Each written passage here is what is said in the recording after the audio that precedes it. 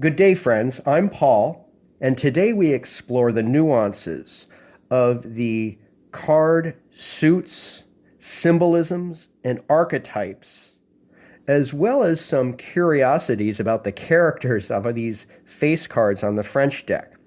Now, playing cards go back to ancient China, and then the Middle East, and into Italy by the late 1300s, 14th century, and the tarot deck, and then, by extension, our modern 52-card French deck. I'm also going to be talking about the Austrian German Doppeldeutsche deck that you see here, represented in the William Tell deck. It's commonly referred to as about the character William Tell, representing Swiss independence from German aristocracy Habsburg rule, relating to the Friedrich Schiller's play from 1804. The Doppeldeutsche deck is dated to around 1835, 1837.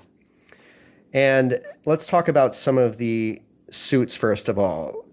What we have as hearts were traditionally cups or chalices. Think receptacle. The heart is a chamber or receptacle, as a cup or a chalice is, and connotes love and passion, bounty. It also represents spring as a season. With clubs, this is a curious evolution from wands or sticks in ancient cards, and how they came about to be French trèfle or clovers is kind of a mystery. It's interesting that in English we still call these clubs, though, dating from their primary suit being a club or a stick, like literally a piece of wood kind of club. So we still call those clubs even though it's a clover. This suit is typically associated with summer or agriculture. Now, what's interesting is the summer suit in the Doppeldeutsche deck are actually bells, which correspond to the diamonds deck. So in the German suit, it's different in that this represents summer, and actually the agricultural element in the Doppeldeutsche deck would be the leaves of Herbst, or fall, the harvest. See the mashing of the grapes there? And see the beautiful cards here in the German deck with the hay being harvested in the summer. Moving on to coins, or what has become diamonds. In the tarot, these are pentacles. Oh, and by the way, the clubs in the tarot would be wands, would correspond to wands. So the diamonds suit historically was coins, refers to, of course, money, financial matters, and it's also associated with autumn, as the Herbst suit, harvest, fall, in the Doppeldeutsche deck is represented by, the bells in the bells in the Doppeldeutsche deck represents money or nobility. And lastly, the Spades suit in the French deck represents winter, or the sword. In Latin, this is la spada. So again, you can see our English pronunciations coming from the more ancient sources, even though this is a French pike head as a weapon. Historically, guys, they were swords. So we still call them spades from the Latin la spada, meaning swords. We don't call them pikes, and we don't call these clovers like we still call these clubs, which is also interesting. I love the Doppeldeutsche suit being acorns for winter. Think squirrels. Right now it's winter in New England, and squirrels are digging around in the earth with their little holes trying to find their buried acorns.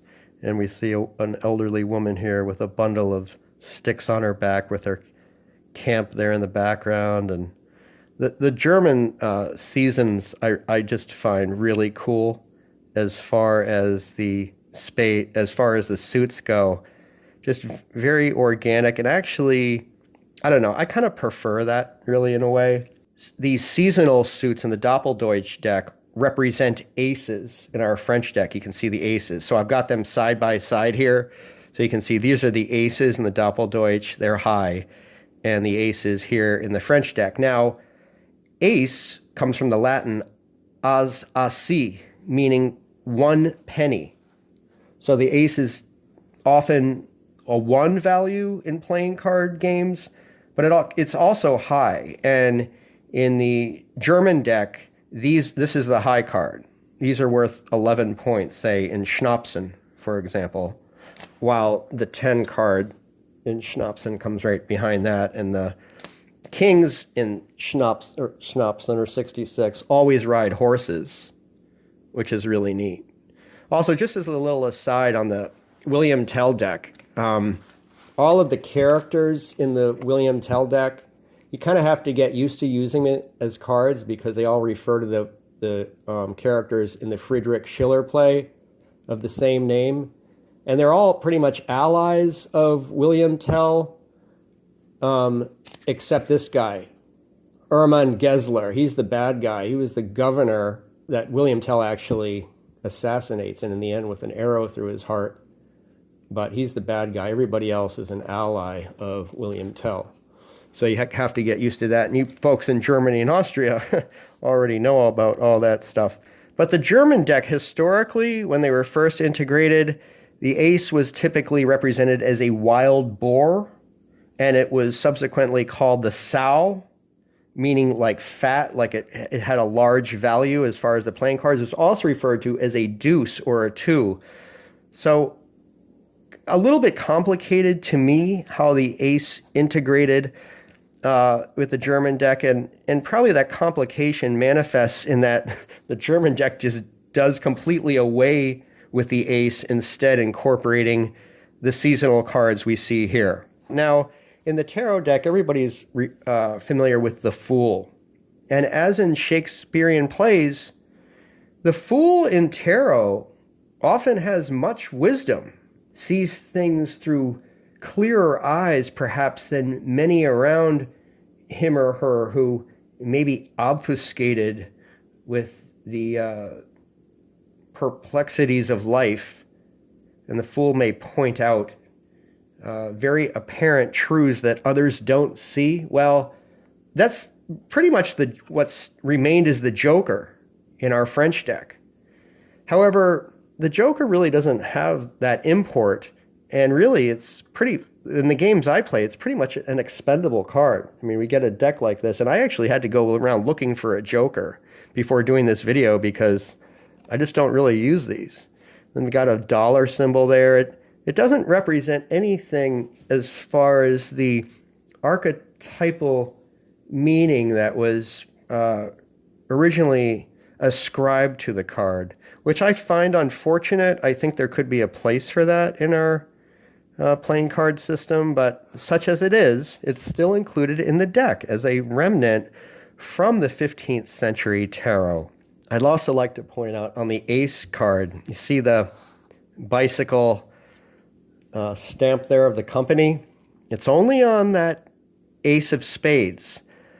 Well, historically, guys, the ace of spades had the tax stamp on every deck of cards, with counterfeit cards that were illegal or not stamped by the government could be punishable up to leading to execution. But that's a vestige of the tax stamp on playing cards, that it's always on that ace of spades.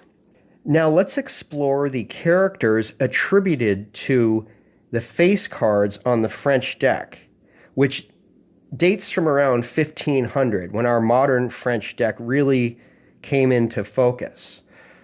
Beginning with the King of Hearts, sometimes referred to as the Suicide King because he appears to be stabbing himself in the head with a sword. actually, from what I've read, this would be a printer mistake because I think he was traditionally supposed to have an axe head like on the King of Diamonds, but when it was revised, it's, I don't know, something about it didn't come out because the heart was there or something. And anyway, this is sometimes referred to as the Suicide King. Generally attributed to Charlemagne, dating from around 800 AD. Charlemagne was the emperor of the Germanic Franks, basically ruling Western Europe. And moving to the Queen of Hearts, this would be Charlemagne's son's wife, Judith, right here with the Queen of Hearts.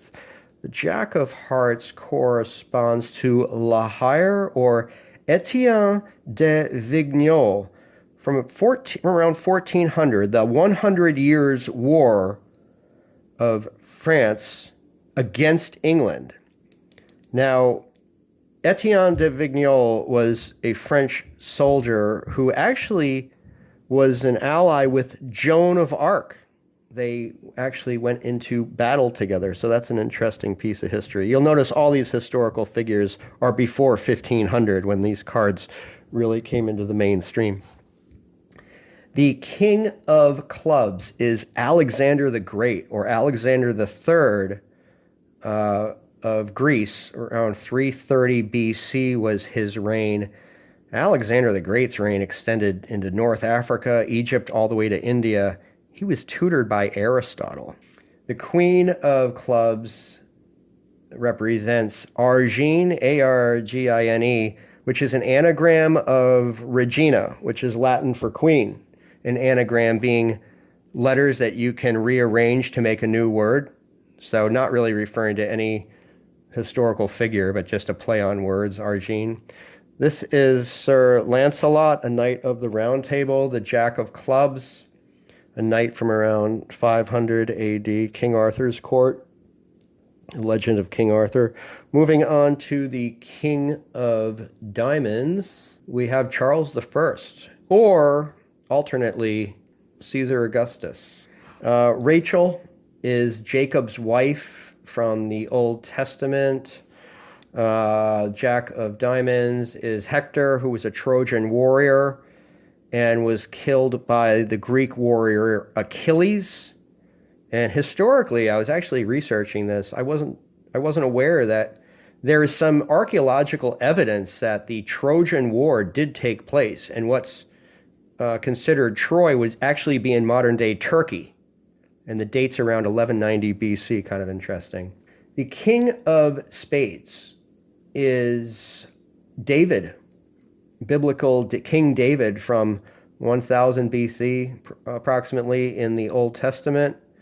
This Queen of Spades is Athena, the Roman goddess. Minerva, I believe, is her Roman counterpart. And the last one here, the Jack of Spades, is Ogier the Dane, a renowned soldier in Charlemagne's army. So that's an overview of the characters. If you have any other info on those characters to weigh in the comments section, please do so. Or for those of you in the Austrian, German, or Hungarian Empire, please weigh in on the William Tell Doppeldeutsche deck as well, because I know many of you are fans of that game. And again, there's the protagonist, our hero, William Tell.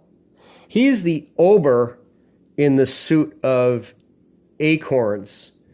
In the German deck, there's an Unter, or an Under Knight, and an Ober, or Over soldier of higher renown, followed by the König, or King.